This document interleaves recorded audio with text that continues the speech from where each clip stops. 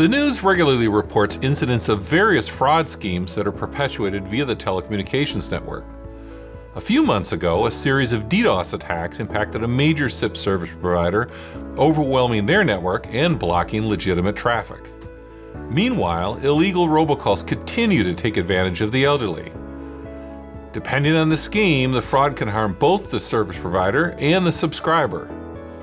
In this TelcoBridges Tech Talk, we'll be reviewing the top 7 tactics to protect both service provider networks and their subscribers from fraud. So let's get going.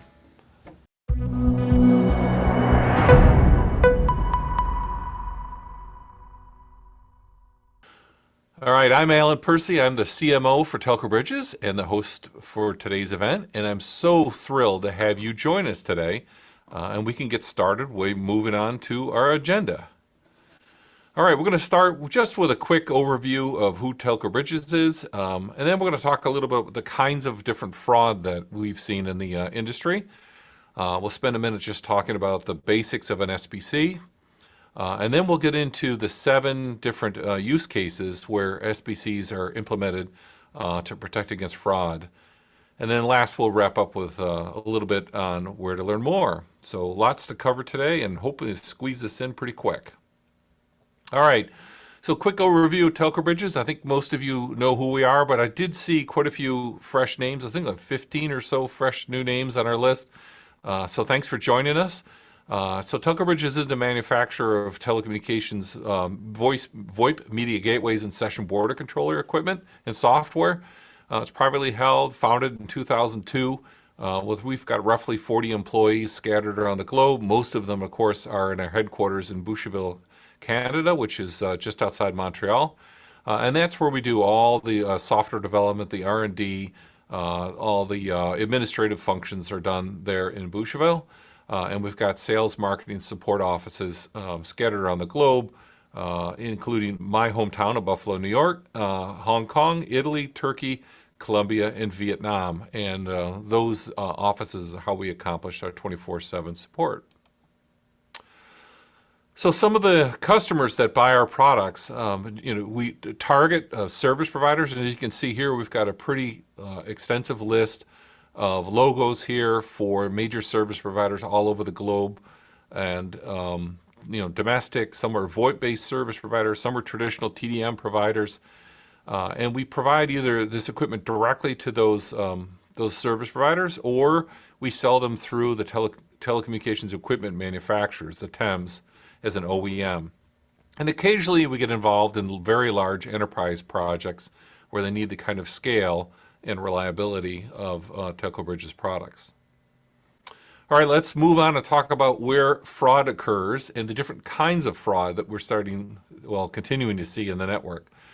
And the first one is extortion. This is probably one of the more difficult ones to deal with. And basically, I'll summarize it as some attacker comes into your network and attacks your network in some way or another and says, hey, you need to send me X number of Bitcoin or I'll do it again, or I'll do it longer, or I'll take your network out of service completely. And it seems to be a fairly common method that is being perpetrated in the network. And so this denial of service attacks, distributed denial of service, telecom denial of service attacks, and then, of course, registration floods. And all of these can cripple a telecommunications network if not mitigated. Of course, we're also seeing illegal robocalls, and that we'll spend a couple of minutes talking about that and the impact of that. There's also impersonation and identity theft. These are areas where a perpetrator will take on the identity of somebody else to get a subscriber or a victim to fork over either personal information or turn over, pay money, for example. Maybe use an Apple prepaid card or something like that to pay money. We're seeing unauthorized brand usage. I think you've probably, if you haven't been living under a rock, have gotten one of those phone calls from, a phony call from your bank or a phony call from maybe an auto company about insurance. Of course, there's wire fraud. People pinching money from banks and from bank customers. And then last is theft of services, stealing telephone services domestically or internationally. So let's move on and talk about what is a session border controller. And I've only got 2 slides on this. I promise you it'll go quick. But a session border controller is basically a piece of software, or it could be an appliance that sits on the edge of a network between 2 different networks. In this particular example here, I'm showing 2 service provider networks. And the session border controller talks to both of the networks and is in a unique position in it can provide protection. It can, scrub the network from malicious attack and these kinds of things, but it also does interoperability and lots of other functions. And we'll show you in just a moment how that all works. And you can see this is either deployed, like I said, as either an appliance, as a small black box, or a one-use server. It could be virtualized software that sits in a virtualized VMware environment, for example. Or it could sit in the cloud and be used as a common point between 2 networks. All right, so what's the inside of a session border controller consist of? And this is just a very basic architecture here to help you understand. So in this case here, we've got 2 networks. One that's on the left and another one that is outlined by kind of a white box on the right-hand side. And in this scenario here, you can see the public WAN on the left here. SIP sessions and media would come into the session border controller. One of the first things that hits is a firewall. And this firewall is controlled by the session border controller to only allow certain ports of each of the protocol types in at a certain time. So for example, why this is important, right? A SIP message comes in through a TCP port asking that to have the media transferred on, let's say, UDP ports 8000. So then the session border controller would open that particular port to allow the media to pass through. So it's intelligently controlling this embedded firewall within the session border controller. So that's one of the first ways you can clean out some of the crud in the network, is this embedded firewall. The next step is this thing called a back-to-back user agent in the middle there with the 2 black boxes. And it has 2 things, a UAS and a UAC. That's a user agent server and a user agent client. And basically what that's doing is terminating the SIP sessions that would come from one network and re-encoding them to the other network. So that's where the compatibility or interoperability happens. But one of the nice things about that is this is a place where it can do intelligent security, because it's taken the messages, deconstructed them, it can intelligently look at them and decide what to do with them, either pass them or not, as it goes into the next part of the network. Moving over to the right then is the routing engine. This generally is used to pass messages to other destinations. You could imagine if a large number of calls come in, they might be distributed amongst a range of, let's say, agents or servers or something else in the network. And those are the network access points that you find inside of a session border controller. And along the bottom is that media engine. This is where the conversion of media happens from one side of the network to the other. Transcoding codecs from, say, G711 to G729 or something like that. So that is a 2-minute overview of session border controllers. So let's move on. All right, we're going to go through 7 fraud protection cases, 7 unique situations that we've run into in the real world, and some we actually have some specifics on, and others we kind of keep the victims hidden here. So let's get started with the 7. All right, I'm going to move on here. All right, this first one here, this is a true story and was widely publicized in the news about a distributed denial service attack that got bandwidth.com. It was about, I'm trying to remember the date of it happened, but it was about 3-4 months ago. And in a nutshell, this was some attacker who was just flooding the bandwidth.com network with call traffic. And the side effect of that is that their network was overwhelmed and couldn't handle legitimate traffic. And as you know, bandwidth.com also acts as a wholesale provider. So many of their retail providers, their customers, which are providing services to actual subscribers, were blocked. So it rippled through the network. So it affected far more than just bandwidth.com. So their CEO mentioned in a press release here that they confirmed that they were suffering from this DDoS attack, and that the company estimated that the impact of the DDoS attack reduced their CPaaS revenue for a full year of 2021 by between $9 and $12 million. So this is a genuine financial impact. What they don't say is, whether or not somebody tried an extortion attempt on them. They never actually say that, but I would almost guarantee whoever went after them either had a score to settle or was looking for extortion. So what can you do about it? Well, one of the techniques is, using a session border controller. Whenever the internet comes into a network, the session border controller, like our Pro SBC, can be put as the first point of entry when it comes into the network. And then as, these attacks, either, from attackers or, bots that might be attacking, have that SBC deflect that kind of traffic. And that's done through that firewall we talked about, and through some of the programming in the user-to-user agent platform to then block that traffic to make sure the traffic never gets into the service provider network and doesn't affect it. One of the key things that's very, very important about that is that the speed at which you need to dispatch these bogus messages.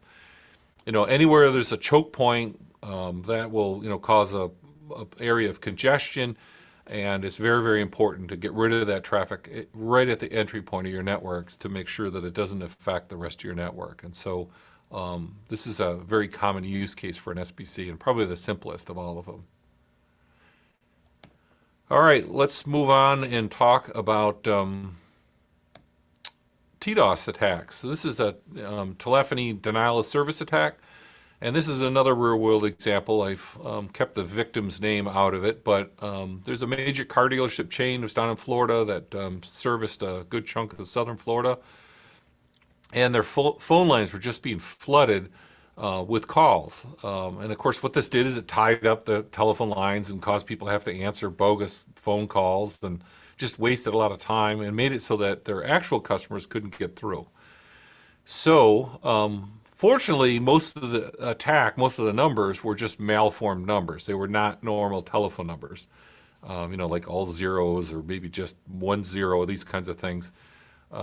So that it was very easy to sort out which of these calls was bogus or not.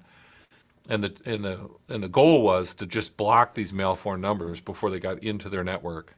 And we did that with some basic, simple screening methods as part of the session border controller. We just looked at the number format and said, is this a valid NPA NXX number? And if it's not, get rid of it. And we can, quickly dispatch a number. If a number comes in and it matches this pattern of a bogus number, we can just quickly reject it. And then, of course, that frees up the circuit for valid calls. One of the benefits of that for that particular auto service is it immediately solved their TDOS attack, and they were able to then continue to move on and do their business. All right, let's talk about, I think, what you've all experienced, neighbor spoofing. And this is where, your phone rings, you look at it and you go, gee, the number's close to my telephone number. But when you go to answer it, it's someone trying to sell you an insurance policy for your car, or it's somebody, pretending to be from the bank or whatever it is. And why they do this is they put a legitimate random number sometimes, or what they'll use is an inactive number from within your area as the caller ID. And what the side effect of this is, of course, it improves the answer rate. So if they send out 10,000 calls, if they can get a few hundred of them to answer, they consider that to be a success. And by using a telephone number that's near yours, you think it's a neighbor or a friend or something like that, and you're much more likely to answer the call. This is a tough one to solve because you really can't use a blacklist because they use these relatively random numbers, and you can't really use simple pattern matching. They also use this trick called snowshoeing, which is where they beat on a handful of numbers for a short period of time and then they move on, sort of like a snowshoe goes across the top of the snow, leaving as little impression as they can as they move through the network. So how do you solve this? And this is generally done through what are called reputation analytics. And this is where the reputation of the number is scrutinized. So if a call comes in from a carrier, the service provider or the enterprise can then take this number, pass it over to a reputation analytic engine, and I've got 4 of our partners listed up here. And what they'll do is they'll look at that number and they'll have within their databases, and it depends on the service provider, or it depends on the partner, they have different algorithms where they can, look at that number. They can see, is this a number that would be likely to call this area? Is it a well-known number? Is it a well-known bad number? For example, an 800 number from the Social Security. They just don't call people with an 800 number in their caller ID. These kinds of things. So they use their different algorithms between each one of them, and then it comes back with a score. And that score then is returned to the session border controller, and the session border controller uses that routing engine I showed you earlier to make a decision what to do with the call. Drop it, redirect it to a different destination, for example, maybe a screening app or a voicemail app, or continue to pass the call through to the subscriber.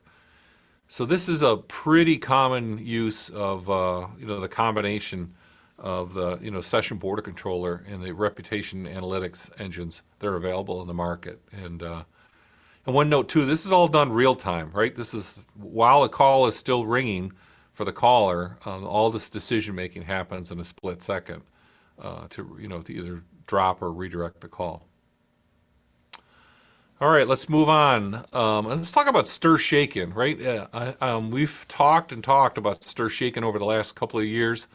We've got recorded webinars on the introductions and the basics of stir shaken. What I want to do here just real quick is just cover a couple of real quick, simple things, talk about some of our partners, and then talk about what does stir shaken do to help protect fraud. So, the basics of stir shaken is that a known good caller, if they were to call from their telephone on the left-hand side here and go into a service provider, that they would be sent to an authentication service. That call would be sent, and from that they would get an encrypted token, which then would be passed to the destination or the terminating service provider, who would then examine the token and decide, based on decrypting that token, or unpacking, I should say, whether or not this is a verified call. If it's a verified call, then I would then pass the call to the subscriber, the receiving end, with some indication that this call had either A, B, or C attestation or no attestation. And the idea being is that the originating service provider attests to the call, and the terminating service provider tells the recipient of the call what the attestation was, or just that it had an attestation put on by the originating service provider. We work with 2 partners on this, so TransNexus and Newstar, with our service provider customers. And one, I think, misunderstood thing is they think that, stir shakens can get rid of all the robocalls. Well, stir shaken, its job is not to decide who's a good call or a bad call. Its job is that, an originator who has a call from a trusted customer passes to the destination that this is a call from a trusted originator. And you'll understand, we've got some bonus material at the end of this presentation, how that can go haywire. But in general, the whole idea is to return trust to the caller ID information so that the receiver of a phone call can trust the caller ID that they see on their telephone and then make a decision about whether or not to keep the call. So this might be combined with some of the mechanisms we showed earlier. All right, and again, we covered this in great detail in a couple of webinars that are on our YouTube channel. If you're interested, want to learn more about how it all works, including some demos, you can find that on youtube.com/TelcoBridges. Let's move on. Let's talk about brand impersonation.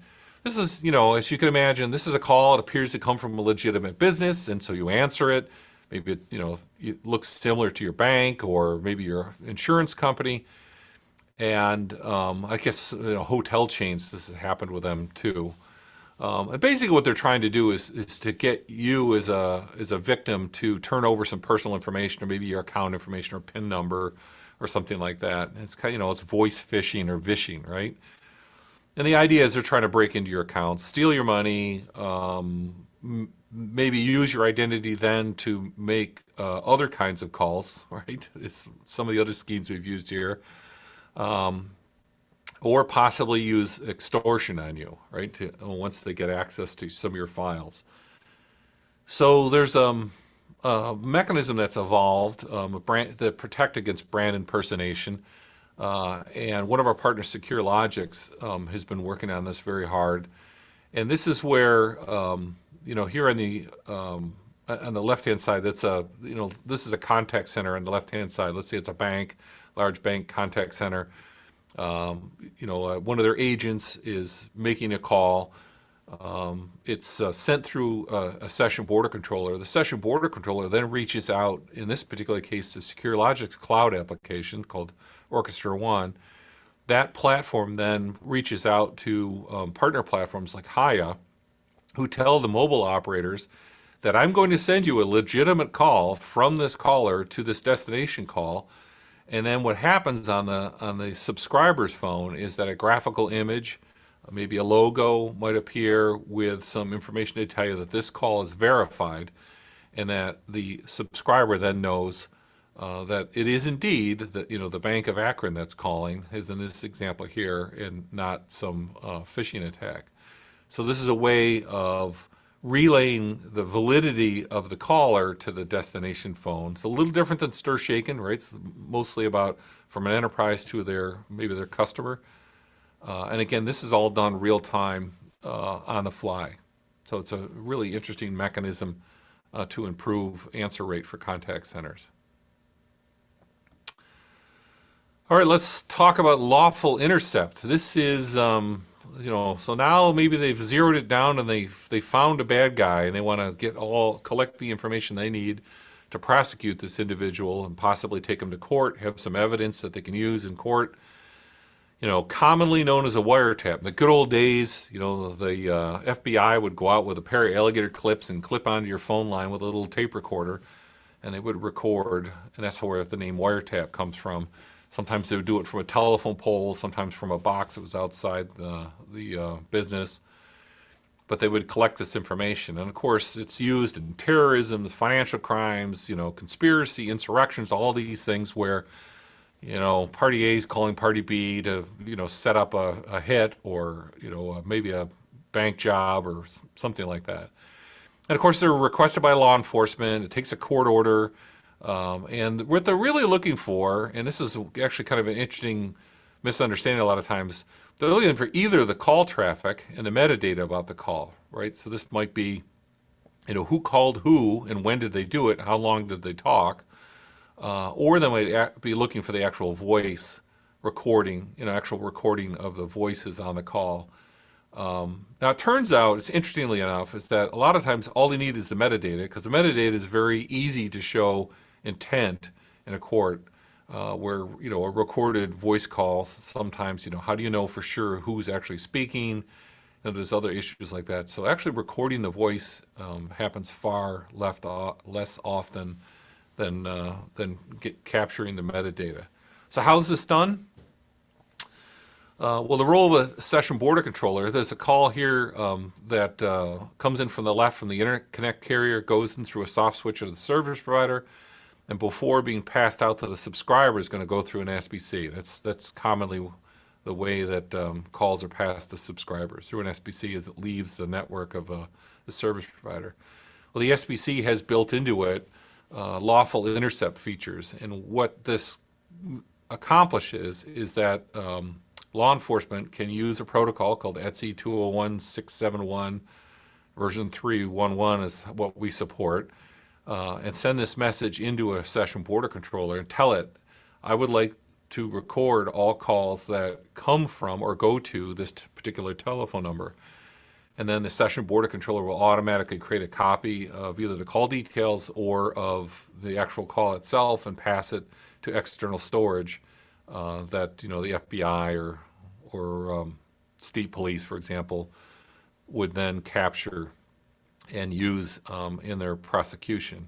And again, this is also done in real time, passing this real data on the fly to the law enforcement.